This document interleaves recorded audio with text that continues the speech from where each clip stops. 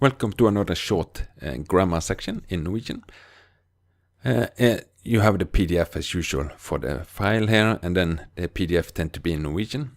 I will speak in English to make it go quicker as usual. Velkommen til en ny video. Du vil finne en PDF med dokumentene under, og dokumentene er på norsk, men jeg vil snakke på engelsk for at det skal gå hurtigere. So, in this one, we're going to talk about an element that's not very important for you. I do find the reason I take it is more that sometimes I get questions about pronouns that get earlier in the phrase than what they expect. That's generally the issue. So, this topic is about light and heavy subjects and objects. So, if we take an example in English first, just to show that this is not Norwegian specific, it's a light before heavy principle you will also find in English. It just tends to be more structured and fixed in Norwegian. But if we take the English phrase, sorry about the pronunciation in this, when I'm reading phrases, the assistant investor relations representative meets Emma. Emma meets the assistant investor relations representative. This phrase is actually, it's easier to understand, and therefore both of them are correct. This one is easier to understand and therefore a better phrase. But of course in English, either one is correct to say. You have the long, you have the short,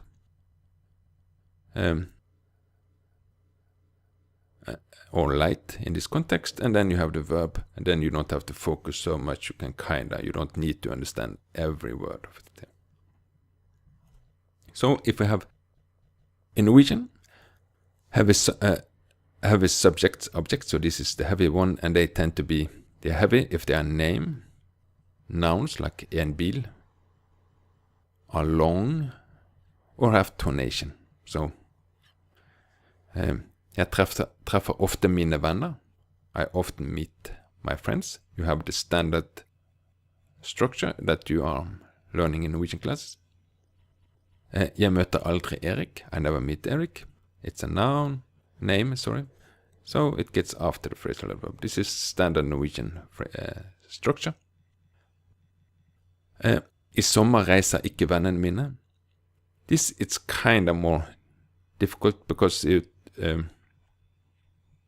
you could say I sommer reiser vennene mine ikke. This is not so fixed, and that might be easier for you to understand, since usually when we have the time expression and verb move forward, all the other words stay the same. But also here, it's easier to just keep the long expression here after the phrasal adverb. I januar skal ikke mine foreldre jobbe. You could say, I januar skal mine foreldre ikke jobbe. Yeah. But it tends to be like this. So that's why you sometimes will see ikke in front of it, even though you think it should be the other way around. The one that, if we go to the light one,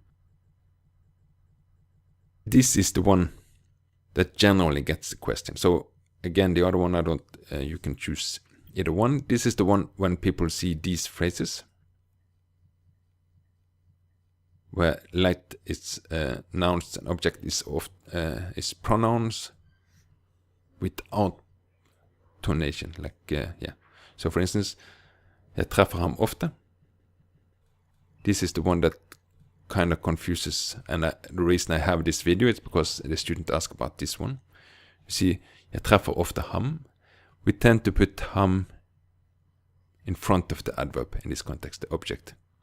Jeg møter deg aldri. No tonation. It gets in front of the adverb. So pronoun, no tonation. Noun, or the subject before the phrasal adverb. I sommer reiser vi ikke. I januar skal du ikke jobbe. So, no tonation, we tend to put them earlier.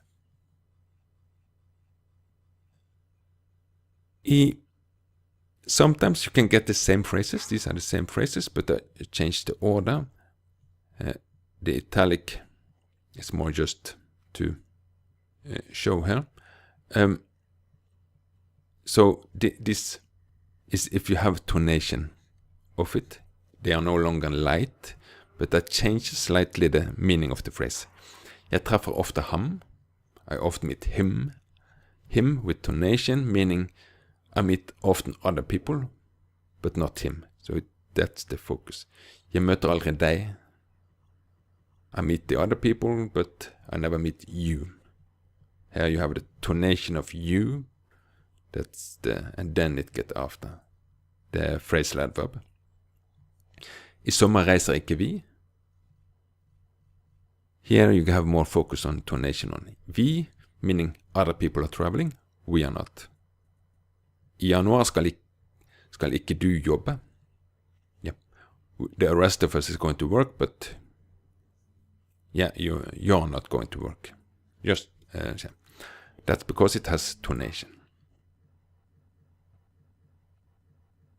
Hopefully this video was kind of gave you some insight of why sometimes the word or is not exactly what you would expect. But generally I don't see much mistakes in it. It's more of a video for you understanding what you see when you read. So thank you and see you in the next video.